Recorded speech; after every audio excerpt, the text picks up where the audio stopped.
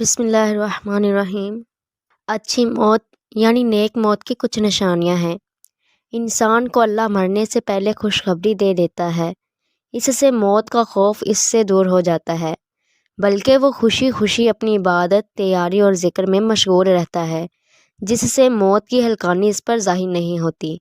اللہ کے رسول صلی اللہ علیہ وآلہ وسلم بھی کلمہ پڑھتے پڑھتے، گفتگو کرتے کرتے اور صحابہ بھی اسی طرح اللہ کے پاس گئے۔ دوسری نشانی جسے اللہ کریم کلمہ نصیب کر دے، اس سے اچھی موت کوئی نہیں۔ اللہ کے پیارے نبی صلی اللہ علیہ وآلہ وسلم نے فرمایا کہ جسے موت کے وقت کلمہ نصیب ہوا اور وہ اچھی موت مرا اور وہ جنت میں بھی داخل ہوگا۔ تیسری نشانی، موت کے وقت اس کی پیشانی پر پسینہ آ جائے، یہ اس کے حسن خاتمہ کی نشانی ہے کہ اچھی موت مرا۔ چوتھی نشانی، جمعہ کے دن یا جمعے کی رات کو جو فوت ہوتا ہے، اللہ اسے عذاب قبر سے محفوظ فرمائے گا۔ جامع ترمذی میں اسے بیان کیا گیا ہے۔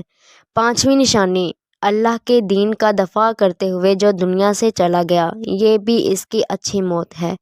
رسول اللہ صلی اللہ علیہ وآلہ وسلم نے فرمایا، جو میدان جہاد میں اپنی جان دے بیٹھا، یہ بھی اچھی موت کی نشانی ہے۔ طاعون کی بیماری میں فوت ہو گیا، وہ بھی شہید ہے۔ جو طاعون کی بیماری میں جو ایک وبائی مرض تھی، اس سے فوت ہو جائے، وہ بھی شہید ہے۔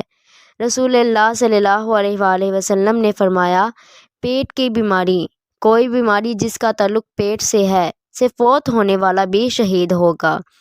صحیح بخاری کی روایت ہے کہ جو ڈوب کر پانی میں مر جائے یا اس پر کوئی چیز گر جائے، جیسے پہاڑ، چھت یا کوئی اور چیز، اور وہ فوت ہو جائے، وہ شخص بھی شہید ہے۔ پانی میں ڈوب جانے والا بھی شہید ہے۔ اس کے علاوہ کسی کو آگ لگ جائے اور وہ فوت ہو جائے، اس کی موت بھی شہادت کی موت ہو، اور شہادت ایک اچھی موت ہے۔ آپ صلی اللہ علیہ وآلہ وسلم نے فرمایا، ایسی بیماری جس سے پھیپھڑے ختم ہو جائیں اور انسان فوت ہو جائے، اس کی موت شہادت کی موت ہے۔ یہ اللہ کے پیارے پیغمبر کے فرامین ہیں۔